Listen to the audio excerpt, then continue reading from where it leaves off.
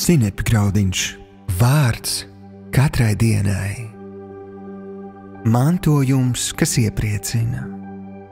Šodienas rakstu vieta. Labā mantojums būs jūtams vēl bērnu bērnos. Salamana pamācības 13. nodaļa, 22. pants.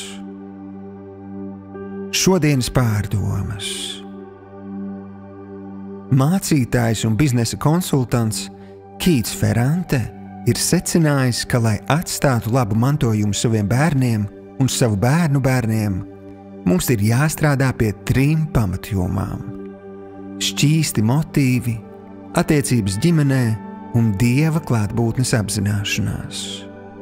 Ferrante apgalvo, ka daudzi, kas sasnieguši virsotnes un ieguvuši ietekmi, atskārst, ka viņu mantojums bērniem tā īsti nemaz neinteresē, un iemesls tam ir pamatos pieļautās kļūdas. Noteikti arī tu vēlies, lai tavs mantojums iepriecina tavu bērnu bērnus. Tāpēc es aicinu tevi izvērtēt pamatus. Kādi ir tavi motīvi? Cik tu velti sadraudzībai ar savu ģimeni? Vai apzinies, ka viss, kas tev ir Dieva dots?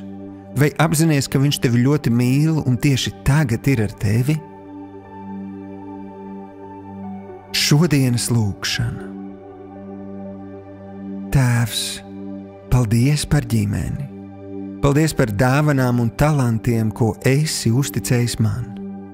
Palīdz man ievest vajadzīgās korekcijas, lai mans mantojums ir uz stipriem pamatiem. Lai tas dod prieku gan maniem bērniem, gan mazbērniem. Jēzus vārdā. Āmen.